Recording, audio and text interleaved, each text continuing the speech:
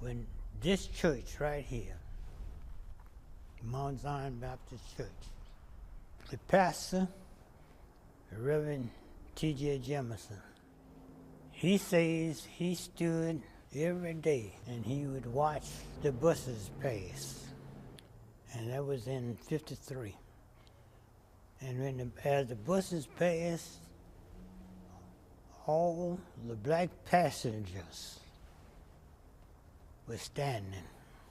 One or two white passengers was on the bus. They would go and sit at the very back of the bus. When they sit at the back, no black passenger could sit in front of them. If a white person got on the bus, they had to sit from the front loaded to the back. When blacks got on the bus, they sat from the back to the front.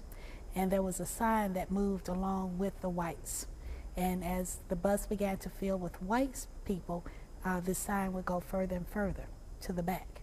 Now, if a white person got on the bus, blacks could not sit in front of him.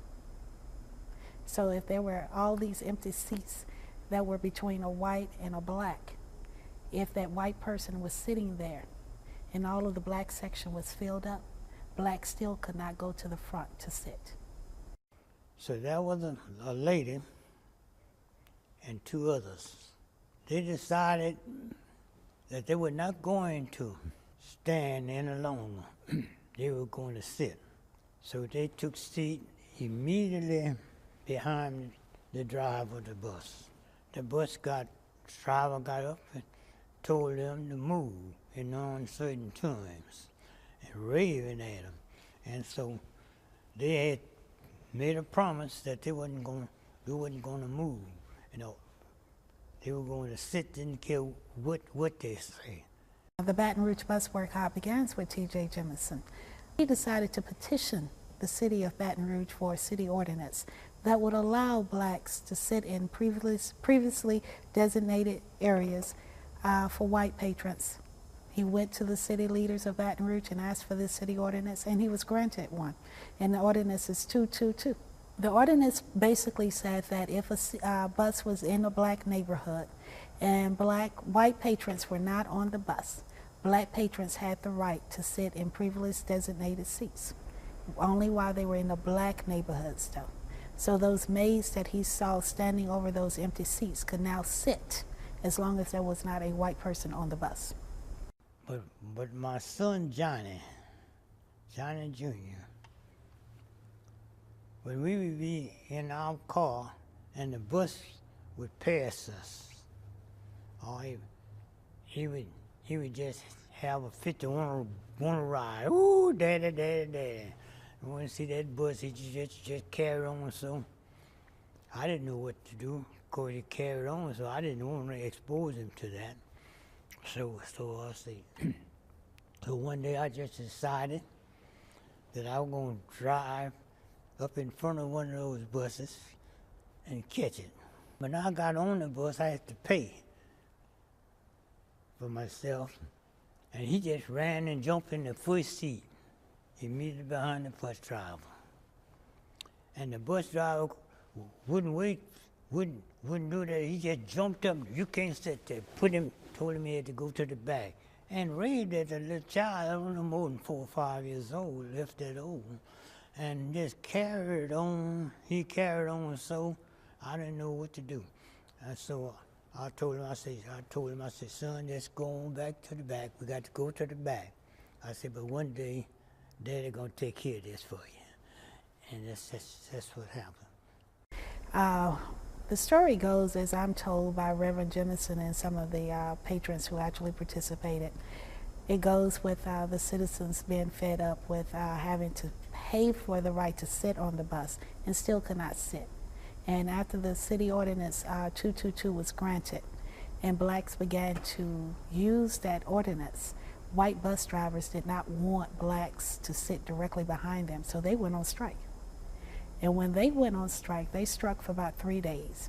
And when they returned to work, blacks had organized as an organization, and they decided to go on strike as well. They boycotted the bus company for 7 days, and costing the bus company roughly about $1,500 per day. Now, when they were on strike, boycotting, the black citizens got together every afternoon. They met at a different church in the community. They raised money to come up with ways to make sure that blacks could continue to get to work without using the bus system. And that's how you get the free ride system. What they were trying to do was show the city of Baton Rouge that the treatment that they had imposed upon the black citizens here was unfair. And they didn't realize that there would be such an economic impact. That $1,500 virtually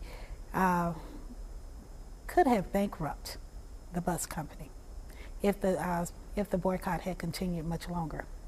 So it was very significant. They hit the bus company in its pockets.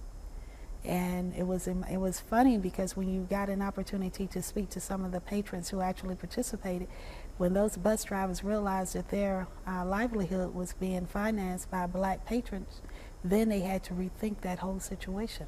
Would they drive those buses with the City Ordinance 222 being held over their heads? Many of them said yes, because that was the only way that they could make a decent living here in Baton Rouge. It has changed a lot, because I became assistant parish attorney in '68 until '72, and then in '72 I went to the legislature. Before then, they didn't have anybody black had any kind of tie connected with government. I think if I had 9 months school like everybody else, I probably would have been the first to go to the White House. Baton Rouge's impact on the rest of the civil rights movement is because of the blueprint that we were able to establish here. This blueprint is going to circulate at one of the SCLC meetings. We know that Reverend Jemison actually visits Baton Rouge and meets with T.J. Jemison and some of the other participants here. We know that he actually takes that blueprint to the SCLC meeting that was being held in Alabama at that time. And all of the ministers, Ralph Abernathy, Martin Luther King, Fred Shuttleworth, all of them were at this meeting. So they now have a blueprint that they can go back to their respective communities and actually desegregate legally,